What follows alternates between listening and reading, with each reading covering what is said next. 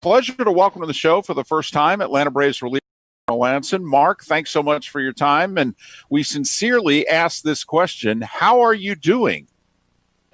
I'm doing well, thank you. Yeah, I'm in Atlanta, and we are close to getting the season started. How how unusual is this start to the season? I mean, I get the whole coronavirus and the pandemic, but just trying to get ready in at this time of the year, how strange is this to you and the rest of the team? Yeah, I've never had a 4th of July off, I'll tell you that. And I don't think since I was 4 years old. So, um, it's totally different. We're wearing masks in the weight room and in the clubhouse, and um, we're just trying to keep it as safe and healthy as possible, and which is obviously a good thing, but it's different. The timing of everything has been sped up just because it was a wait and see, and then all of a sudden our spring training was reduced significantly. So hitters are trying to get ready, pitchers are, hopefully kept their arms alive, and now we're trying to throw bullpens on day one, and everything's just been reduced as far as time, but we got 3 days left. We're going to use all of it and start in New York. So, Well, what did you do once they tapped you on the shoulder in mid-March and say, yeah, we're shutting this down for a while? And obviously, we didn't know how long a while was going to be. Did you keep throwing regularly because you thought this was only going to be a short time? Was there a point in the last 4 months in which you just shut it down and said, well, I don't know, I might as well take a couple of weeks off and see what's going on? What did you do from a training standpoint? Yeah. I thought it was a joke at first. I mean, I came into the field and I was in for about an hour, and then all of a sudden everybody said, "You guys just go home, just leave," and that was it. And it was like, no, wait, what? Go home? So do we take our stuff But there was no big announcement. It was just, you heard it from one source, and then there was little rumors going around like we're leaving. And then I came back into a different room, into the clubhouse, and nobody was there. So I thought people were playing a joke on me.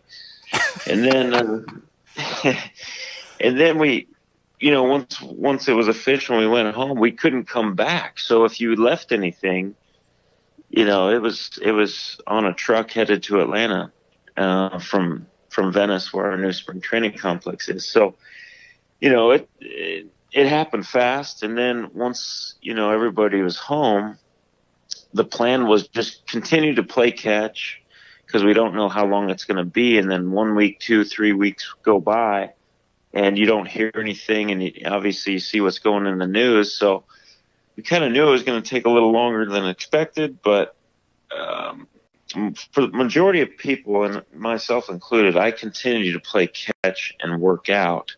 Now, working out became a little bit harder because you couldn't just go to your typical gym or, where you normally train because it was shut down. So trying to sneak into, spots that would allow it to happen. And I don't know, doing home gym workout stuff, and it just totally different. Everything has been different. Mark, who were you throwing to? I mean, when you said playing catch and those things, I've always had this silly vision of mine that I'm watching Bull Durham, and you get the wife out there, honey, put the equipment on. I got to throw some BP today. Who were you playing catch with? How were you able to get people to do? It's not like football where you can run sprints and you can lift weights. Yeah, you can do all that stuff, but you have to throw, and throwing involves someone catching. Well, I'm fortunate. My brother-in-law, who lives down the street from me, he plays in the big leagues, and him and I would play catch. So that works out really well. But a lot of these guys were playing catch to the wall or into a net or making their homemade mound and throwing off of that. So there was a lot of crazy stories. Mark Melancon is about to begin his 12th year in the majors and closing in on 200 career saves. He's with the Braves now, his seventh team. How Do you feel the way you normally do, say, with 2-3 days left in spring training, in terms of how ready that you feel, or do you feel ahead of that or behind that? I feel like we could have used another 5 or 7 days as a whole, including myself, but also just the crispness on things that last little bit. I'm glad we still have 3 days left because I'm going to use all that. But from a health standpoint and stuff, I think we're okay. We're fine and ready to go. It's just another week would have been really nice.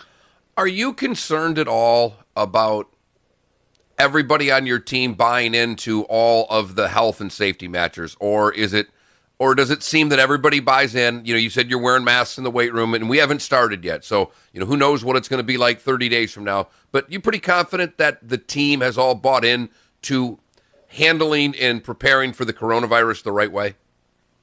I've been really impressed with how guys have handled it.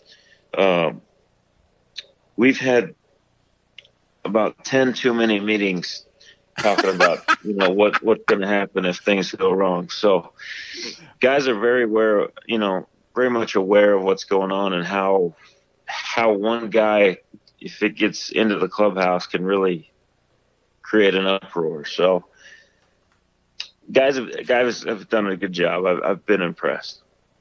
Well, like I mentioned, you've been with a few teams, and we're dealing with a public health matter. So obviously you would think people are going to take it seriously, but also you're with a team, Mark, that can win this thing. I mean, your team is good. The Braves can win the World Series. And I don't know that if certain teams would think differently, but this isn't a rebuild here. I mean, you guys know, hey, 2-3 months here, we do the things right. We could have a parade. Yes. And I think that's part of the reason why people are taking it so serious. Another part of it is there's a few guys that are high risk guys, and so you just want to be respectful there. But no doubt, the Atlanta Braves this year are, we're a good team. So it's exciting and a little bit unfortunate we have to be reduced down to 60 games. I didn't Agreed. feel like it had to be reduced that much, but it is what it is. I mean, nobody could have expected that. So, Mark, we had the Colorado Avalanche head coach on a couple weeks ago, and hockey's different than baseball. I get it, but energy is important for anybody in any sport. He mentioned it's going to be whatever teams can create their own energy with no fans and it being so different. In baseball, how do you think teams have to create their own energy to stay up when at times it can feel like a glorified scrimmage with no one there? Well, my thought was whoever can drink the most Red Bull might win this thing.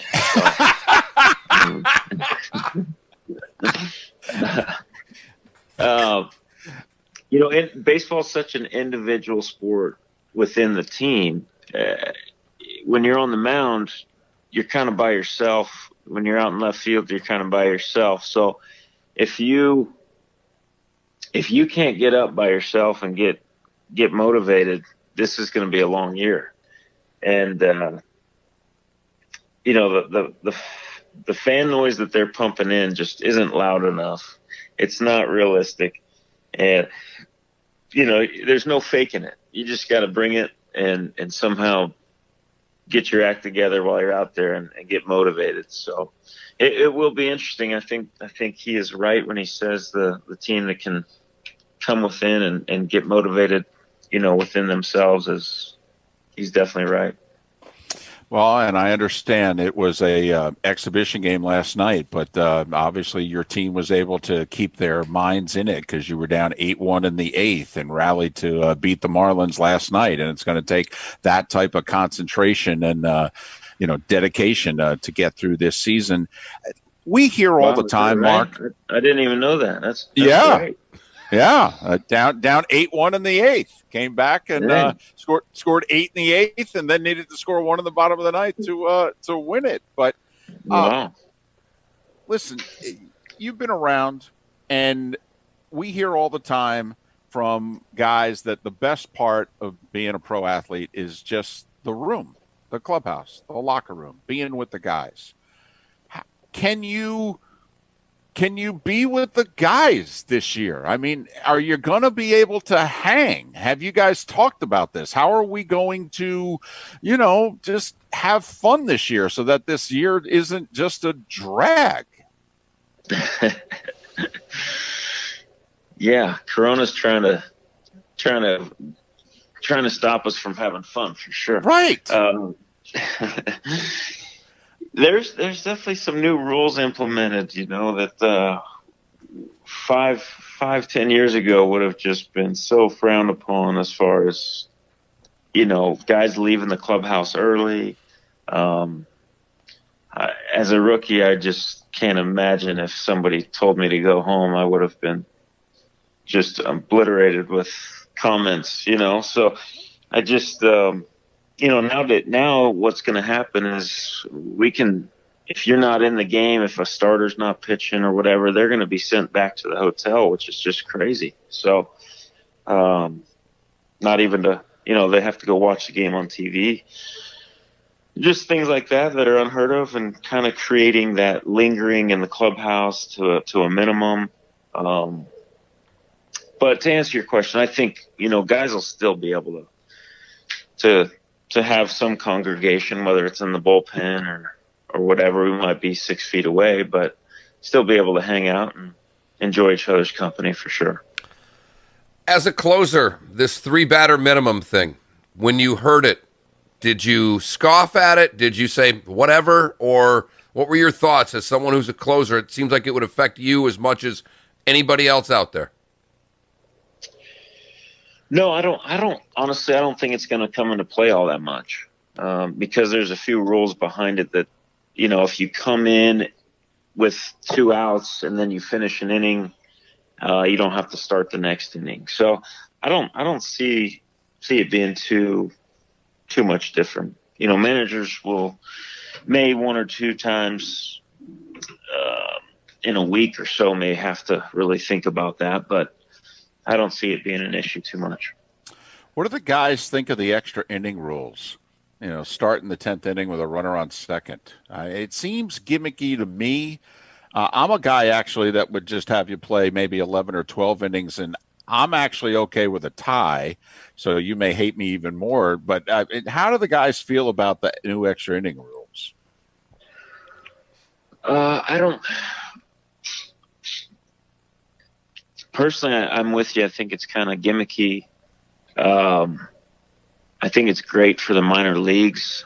Something that you're traveling on a bus, your early flights or something in AAA, and you need to get to the next city.